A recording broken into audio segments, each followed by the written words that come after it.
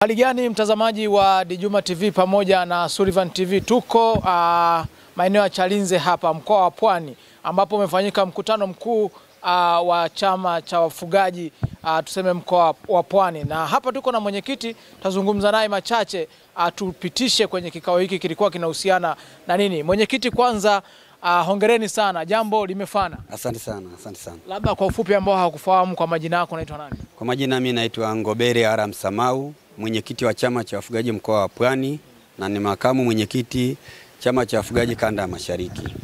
Labda nini ambacho kimejiri leo katika kikao chetu? Leo tulikuwa na mkutano wa viongozi wa kanda ya Mashariki, mkutano ambao tumeita viongozi wote wa mikoa na wilaya, viongozi wa mila. Unajua jamii za kifugaji zina viongozi wa mila, lakini tumealika mpaka maaskofu wanayetokana na jamii za kifugaji, chifu pia wapo. Kwa ni mkutano wa viongozi kwa kifupi, na ulikuwa na lengo la kuwatoa elimu ya chanjo na utambuzi, elimu ya chanjo ya utambuzi kwa viongozi wa jamii zote za kifugaji wa kanda ya Mashariki, ili waipate vizuri na wao wakatoa elimu kwenye wilaya zao, mikoa zao, kule waendako, kwa sababu chanjo ni mpango wa serikali, na serikali imeamua kuleta mpango wa chanjo kuchanja mifugo kwa miaka 5 mfululizo. Kwa hiyo ni mpango ambao inatakiwa mifugo yote ichanjwe kwa wakati mmoja. Sasa hiyo sio jambo la kusema unaweza kaeleza siku moja wafugaji wote wakaelewa. Kwa hiyo sisi tuliitwa kule taifa, tukapata elimu tukiwa na watu wa wizara na halmashauri kuu ya chama cha wafugaji, na sisi kwenye kanda zetu tumeshuka ili kuwapa elimu wenzetu wa kanda ya Mashariki ili wote wapate elimu hiyo kwa pamoja, ili mpango huo ukija kuanza sasa kila mtu awe ameelewa ili tuchanje wote kwa pamoja. Sasa labda pengine kwa watu ambao hawakuwa sehemu ya kikao hiki, labda kinawezekana ni kikao cha ngapi ambacho mmefanya leo? Hiki kwa kanda Mashariki ni kikao cha kwanza. Ndio maana tumeita vikao cha viongozi kwanza.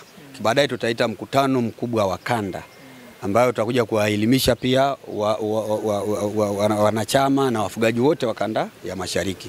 Leo ni mkutano wa wafugaji wa viongozi tu kupeana elimu, ili tuende kwenye mkutano wa kanda tukawaelimisha wafugaji wote juu ya namna ya chanjo. Lakini pia tulikuwa tuna watu wa trekta, watu wa TAFE, nao pia tumeingia mkataba na chama cha wafugaji ili kwa ajili ya kuwakopesha wafugaji matrekta ili wakalime maeneo ya malisho, wakalime mashamba, kwa sababu wafugaji wengine ni wakulima. Kwa hiyo wamekubali kuwakopesha wafugaji, na wao pia tulikuwa tunao, na pia watu wametoa elimu, wameona, wametoa vipeperushi vyao.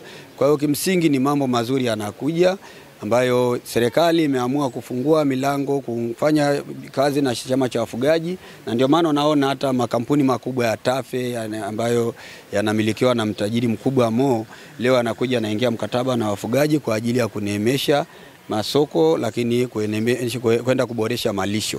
Kwa hiyo sisi tunashukuru sana, na nichukue nafasi hii kumshukuru Rais wa Jamhuri ya Muungano wa Tanzania kwa sababu yeye ndiye amefanikisha tupate chanjo hii ya miaka 5 mfululizo, lakini yeye pia ndiye aliweka mazingira haya wezesha kufungua wawekezaji. Wanatokea yake sasa wanakuja kuwekeza kwenye sekta ya mifugo. Sasa tumeona mliofika hapa zaidi ni viongozi wa chama hiki cha wafugaji. Sasa elimu kwa wafugaji mmoja mmoja itawafikiaje? Elimu kwa wafugaji mmoja mmoja itawafikia kwa sababu wale viongozi wao wa maeneo yao tumekaa nao na tumezungumza nao, na bahati mzuri nishukuru wizara kwa sababu walitupa mwakilishi kutoka wizarani, na TAFE nao walitupa mtu kutoka TAFE. Kwa hiyo elimu hiyo walikuwa wanauliza maswali vizuri, viongozi wale wameshiba, kwa maana wao watakwenda kuwa walimu wazuri kule waendako. Lakini sisi pia viongozi wa kanda, kama nilivyosema mwanzo, tutaitisha mkutano mkuu wa kanda wanachama wote, ambao sasa huo ni wanachama wote wa kanda Mashariki. Tutaitisha na tutakuja kutoa hiyo elimu, na watu wa TAFE pia tutawaalika, na watu wa wizara tutawaalika, kwa sababu lengo letu, serikali imesema sasa hivi imefungua mpango shirikishi. Hakuna jambo ambalo serikali hii inafanya tu kwa kurupuka. Imekuwa inafanya mpango wa kushirikisha wafugaji, na sisi tunafanya kwa azana hiyo. Tutakwenda kuwashirikisha kule chini ili wote waelewe vizuri, ili usikusiwe na taharuki yoyote katika kutekeleza hili jambo. Mmefanya kikao hiki, labda wito ulikuwaje leo? Watu wameitikia? Watu wameitikia vizuri sana, na nashukuru viongozi wakubwa wapo. Kama maaskofu wapo, chief yupo, viongozi wa wilaya, wakilishi wa wilaya wapo, walioshindwa kuja wametoa taarifa uzuru Kwa hiyo tunasema mwitikio ni mzuri sana, ni mkutano wewe mwenyewe umeona, mkutano wa viongozi. Mkutano wa viongozi, kama viongozi utaona ni wachache, lakini ni mkutano wana watu wengi nyuma yao. Kwa hiyo umefana sana. Labda pengine mkutano huu tutegemee kwamba ile migogoro ya wafugaji na wakulima itakuwa imefika kikomo.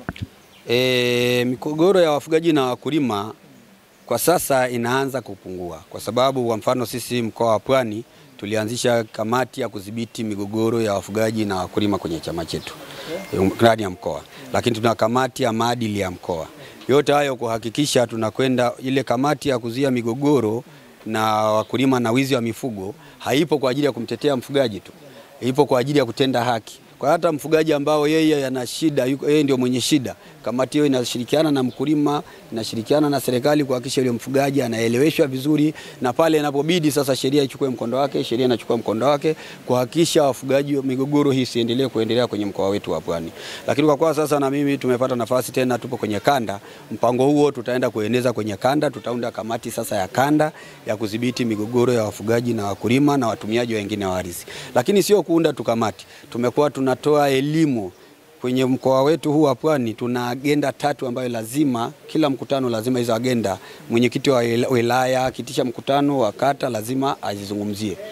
Lazima kuwe na agenda mahusiano mazuri na watumiaji wengine wa ardhi, kwa sababu tusiwe watu wa kusuluhisha tu migogoro, tuzibe zile mianya zinazozalisha migogoro. Kwa hiyo lazima tuwe tunatoa elimu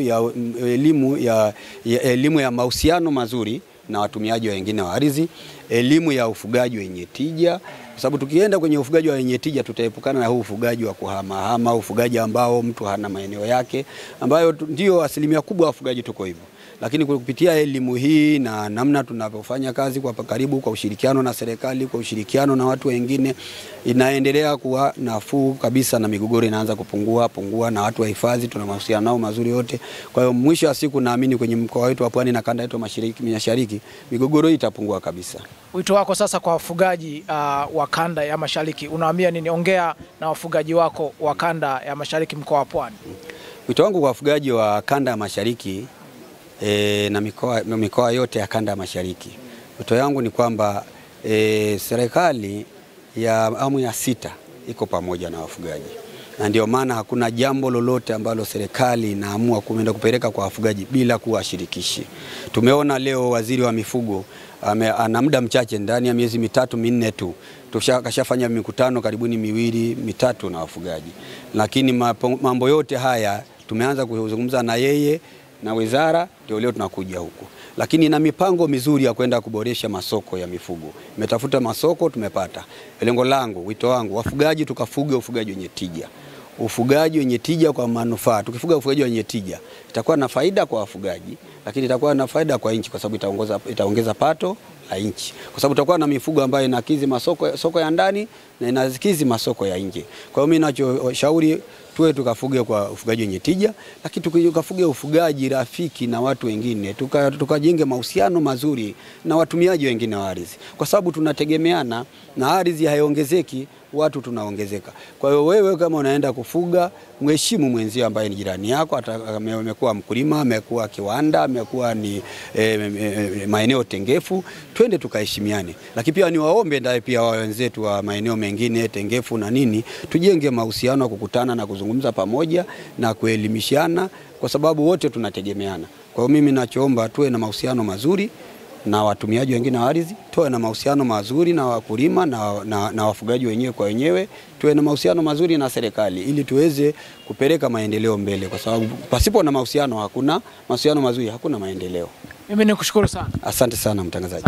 Naam, alikuwa ni mwenyekiti huyo wa chama cha wafugaji mkoa wa Pwani na kanda ya Mashariki hii ambaye tumezungumza naye hapa. Amezungumza mambo mengi, lakini amesisitiza ukiwa ni mfugaji, mkulima au mtu wa viwanda, tushirikiane kwa pamoja kuweza kutumia maeneo haya kwa usahihi. Lakini pia amesisitiza mipango ambayo wako nayo wao kama viongozi ni kuhakikisha migogoro ya wafugaji na wakulima inafika kikomo, na mwenendo waliokuwa nao kwa sasa ni mzuri na wanahakikisha kwamba hivi vitu vitakuwa mwisho sasa. Lakini ameushukuru uongozi wa serikali ukiongozwa na Mama Samia Suluhu Hassan kwa kuhakikisha kila sehemu amefika na kila nyanja ameigusa, haswa sasa kafika kwa wafugaji. Na neema kubwa ambayo imeangukia leo, pamoja na kupata mikopo ya trekta ambazo wataenda kufanyia kazi kwenye mashamba yao. Mimi ni kushukuru sana kupitia Sullivan TV pamoja na Djuma TV. Endelea kutufuatilia katika mitandao yetu ya kijamii.